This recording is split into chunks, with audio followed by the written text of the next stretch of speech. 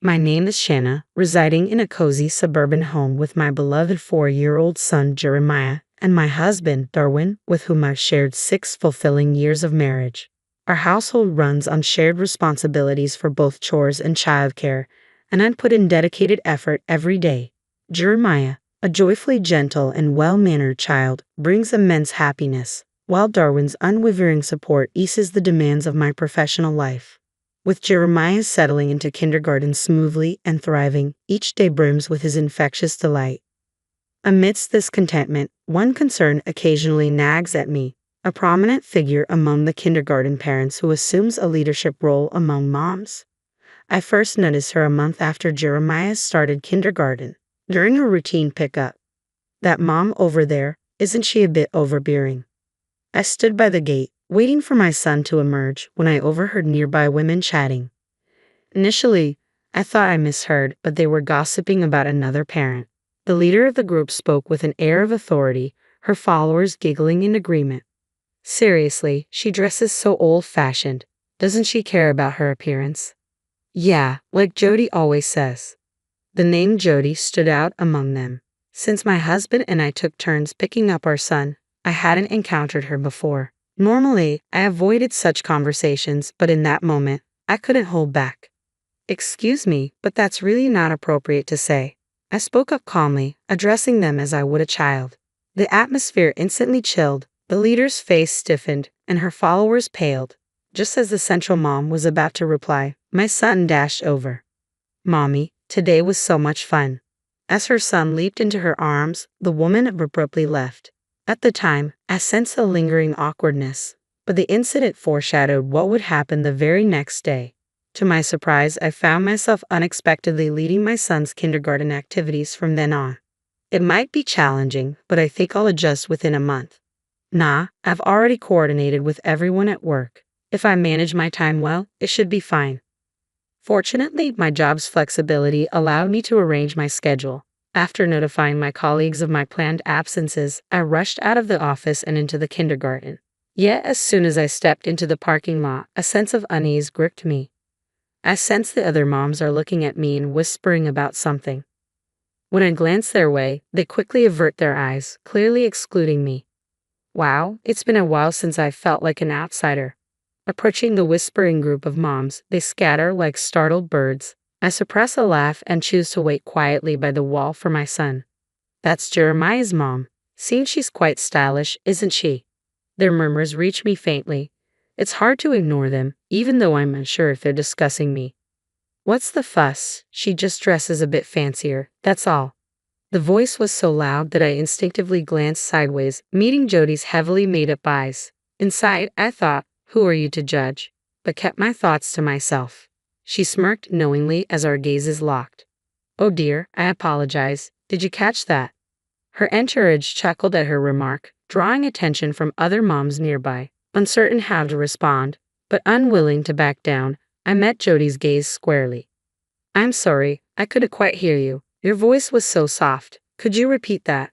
As I expected, my direct challenge unsettled Jody. Those who assert dominance often falter under scrutiny, yet she unexpectedly held her ground. "Uh-oh, this isn't good. What should I do now? Is she angry? It feels intimidating." She momentarily backed down but swiftly pivoted to portray me as the aggressor. Her followers caught on, turning away from me and murmuring among themselves. Just as I prepared to respond, Jody's child hurried over. "Let's go, there's someone scary here." Upon Jody's command, her followers quickly piled into their cars. Frustration welled up as I watched them depart. One of Jody's companions accidentally tripped, spilling the contents of her bag with a sudden clatter. "Oh!" Various items scattered across a 6-foot radius, yet none of Jody's group offered assistance as they hurried into their vehicles. Left with no choice, I hurried over to lend a hand. "Are you alright? I'm sorry." "Hey, hurry up and get in," Jody urged from the open passenger window. Sensing her mother's impatience, the girl beside her burst into tears. "Oh, I'm sorry. Please don't cry." "Hey, is that notebook over there yours too?" "Yes, it is. I'm sorry." I hurried to retrieve the notebook that had flown the farthest, brushing off the gravel. Jody, visibly agitated as she tapped on the car, finally sighed heavily. "That's enough. Don't speak to me ever again. She slammed the window shut. The girl knelt in shock on the ground, and the car sped away, leaving a cloud of dust. Here, is this everything? Wait, what? Perplexed by the girl's tears, my son conveniently returned. I suggested he play with her daughter while I approached Jody. Need a tissue? Yes, please, thank you. Handing her a tissue from a distance, I watched our children playing tag in the park square. As we began chatting, I discovered her daughter was in the same class as Jeremiah. It made me realize my own lack of social interactions. It was then I learned her name was Letitia. Well, I've always just gone with the flow. No, that's perfectly fine. More importantly, among the items that had spilled from her bag earlier, I noticed something intriguing. A limited edition cosmetic prized by aficionados. Are you into cosmetics? I inquired. Letitia's face brightened. Upon closer inspection, I noticed her well-applied makeup, a stark contrast to Jody's style. Yes, I do. I bought this based on a recommendation from an app I use. She showed me her phone, revealing the familiar logo, an app developed by my company. I hesitated, unsure whether to disclose this information. I heard it's an app from Mr. McLaren's company. I like it because it has great recommendations, although I might need to reconsider using it now. What? Jody's last name is McLaren, but we don't have anyone by that name among our employees. Do you like cosmetics too, Shanna? Just call me Shanna. Yes, I absolutely love them.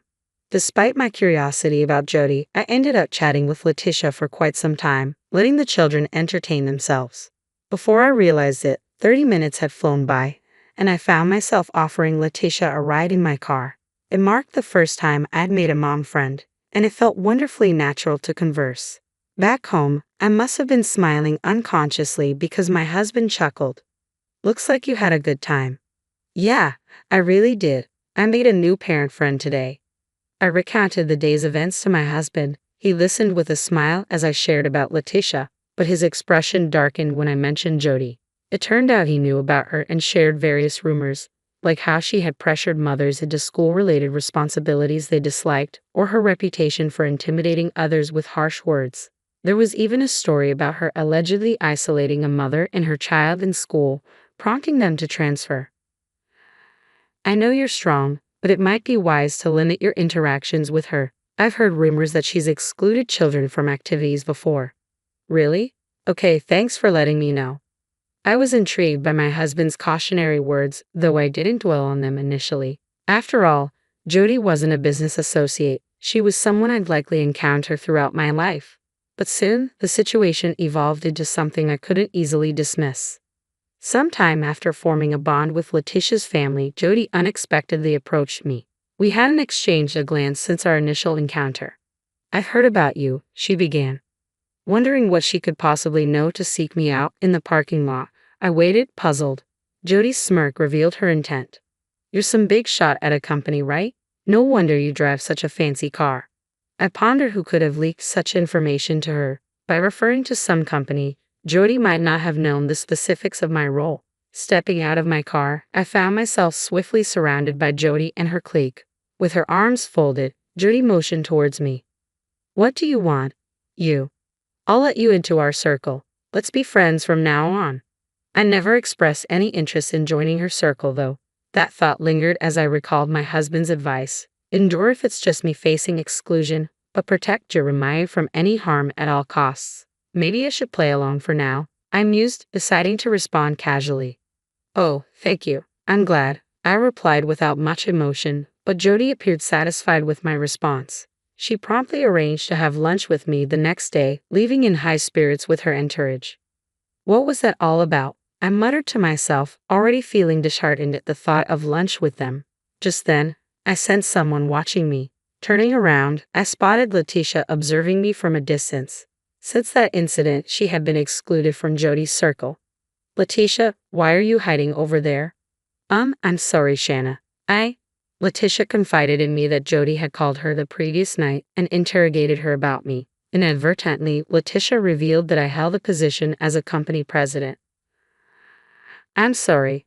I think Jody might be planning to take advantage of you. Apparently, she has a history of exploiting the weakest member of the group by making them foot the bill for lunches and parties. Up until now, that person has been Letitia. What's that all about?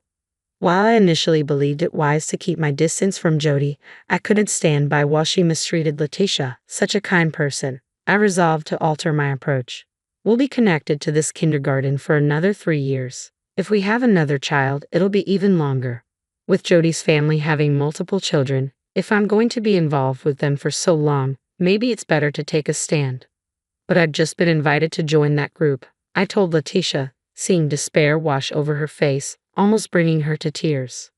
So, we won't be able to talk anymore, right? Jody apparently forbids group members from interacting with any moms she's excluded. It's shocking how controlling she can be. No, that's not true at all. I just wanted to surprise everyone. I really don't think this is appropriate. The following day, the cafe where I had been invited for lunch happened to be conveniently close to my office. Jody had commandeered the terrace seating, positioning herself at the center. You know, you have quite the stylish look. It suits you well, of course. Being a CEO must be quite something. I bet you work hard and earn well, right? Despite her occasional patronizing tone, I wasn't in the mood for this conversation today. Speaking of which, that app is really gaining popularity these days. Outside the cafe, a large billboard atop a nearby building prominently displayed an advertisement for our company's app. This prompted me to broach the topic. Yes, it's quite popular these days. In fact, my husband recently joined that company. Oh, really? Did he just switch jobs? He was offered a tempting position and made the move. You should join us for his job celebration. As expected, she took the bait. However, her statements contained several inaccuracies. To clarify, her husband hadn't started working there yet. He had only received an offer with his first day scheduled for next week. Furthermore, he hadn't been headhunted. He had applied independently. They probably assumed I was unaware, but I happen to be quite knowledgeable about that company. Oh, I'm sorry, I have to leave now, I said, excusing myself. You're quite busy as a CEO, huh? Take care, Jody remarked with a smile. Perplexed by her words, I tilted my head slightly, prompting a disbelieving smile from Jody. You may be the CEO, but you're still the newest member here, right? So I think you should cover the bill. It became clear that Letitia's concerns were justified. They evidently viewed me merely as someone to foot the bill. The conversation had turned into mean-spirited gossip, leaving me feeling disgusted by the way Letitia was targeted. Masking my feelings with a forced smile, I settled the bill and left. Everything is set now. All that's left is to deliver the final blow. At Jody's husband's job transfer celebration that evening, I approached him. Mr. McLaren, burning the midnight oil on your first day, boss? I'm sorry, just a bit longer. I really want to get up to speed quickly. It was Mr. McLaren's inaugural day at work, and he appeared somewhat cautious. Much like during his interview, he seemed entirely unremarkable. How about we all go out for drinks to mark your first day? I'll invite everyone. I'd love to, but my wife has already arranged a dinner to celebrate my job change. I'm sorry, can we do it next week? I knew he wouldn't show up. Besides, I was acquainted with his wife. I had made a reservation at an upscale steakhouse, coincidentally, where I was also invited. Leaving the office, I picked up Letitia in my car, and we headed to the restaurant. You took your time, didn't you? The event has already begun, Letitia remarked as she got in. My goodness, the star of the evening should be her husband, yet the party is already underway. Upon entering the restaurant, Jody's gaze immediately fell on Letitia, and she visibly scowled. What a grump. You weren't supposed to be here, were you? Well, I just happened to run into her and invited her. I apologize. Could you please order a drink? Jody and her group had occupied the larger table, while Letitia and I found ourselves at a separate table for two. Jody ignored us completely, absorbed in her own conversation. If I hadn't brought Letitia, would I be sitting alone in the corner? Oh well, it doesn't matter. Okay. After chatting with Letitia for about 30 minutes, Jody glanced back as if suddenly remembering, a malicious smile clearly directed at us. Here, you'll take care of the bill, boss, Jody said, her entourage chuckling along. I joined in with a laugh. It was all too predictable. Sure, no problem. Since you're part of the group now, it's only fair. Oh, he'll be arriving shortly, Jody added. At that moment, I excused myself and headed down the hallway toward the restroom. Eavesdropping discreetly, I overheard Jody's husband entering the restaurant. Hey everyone, sorry for the delay. Let's celebrate this new chapter together. Since you've joined that company, everyone's been downloading the app. Despite their evident indulgence in food and drinks, diverting attention from the guests of honor, I couldn't help but think, thanks for downloading the app, but isn't this place a bit too extravagant? Don't worry about it. The new mom will foot the bill, someone quipped. Must be nice to be rich, another chimed in, sparking laughter from the group. Before I could return to my seat, they began toasting without me. I sighed quietly as I slipped back to my seat on the outskirts of the room. By chance, I ended up behind Mr. McLaren, positioned just right so he couldn't see me. You know what I think? Men and women should have distinct roles. I believe, she stated loudly enough for me to hear. This was one of Jody's recurring topics. You see, if a mom isn't at home, the kids are bound to suffer, right? Besides, I don't think women can handle work responsibilities effectively. Now, hold on. My current boss is actually a woman, I interjected. Exactly my point. I'm sure you'd do a better job if you were in charge, Jody retorted. That was the final straw for me. I couldn't contain my laughter, and Jody shot me a glare. What's so funny? It's the truth. I don't know what kind of company you're accustomed to, but those beliefs are better left in the past. What? No, I'm sorry, but the app my company created seems to be used by all of you, and it's doing great, I asserted. Jody's expression twisted at my words. Mr. McLaren, perplexed, turned to me, his face draining of color. What nonsense are you talking about? He asked. That's enough. Jody interjected sharply. Just pay up and leave. Hey, why are you talking to the boss like that? Great job today, Mr. McLaren. Congratulations on the new job. Noticing my empty glass, Mr. McLaren hurriedly brought over a beer bottle. I politely declined, observing Jody's expression contorting further. Her followers, unable to grasp the situation, murmured in confusion. Mr. McLaren apologized profusely, almost bowing his head in regret. Ma'am, President, my wife has been terribly rude. I apologize sincerely, he said with urgency. No, this is unacceptable, Jody retorted sharply. Just kidding, I interjected with a light-hearted tone, trying to diffuse the tension. Mr. McLaren grasped onto me, continuing to apologize fervently. Quickly, I apologized and returned to ease the atmosphere. Let's ensure this doesn't spoil the evening, I added, attempting to lighten the mood. Shanna, you'll still be friends with us, right? You're not really going to fire my husband, are you? Jody said, her smile dripping with flattery.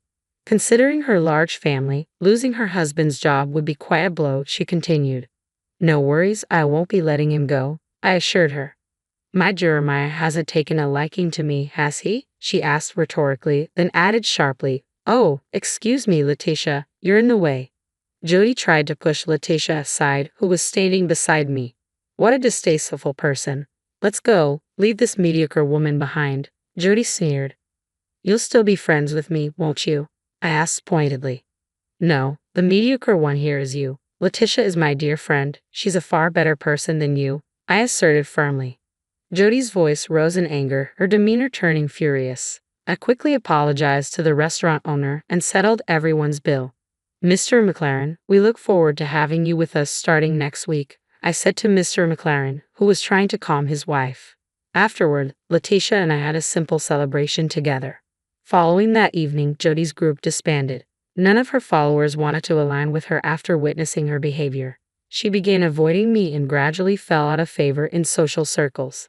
A month later, her demeanor had noticeably changed, becoming more subdued. She attempted to integrate into other mom groups without success, but that's not my concern.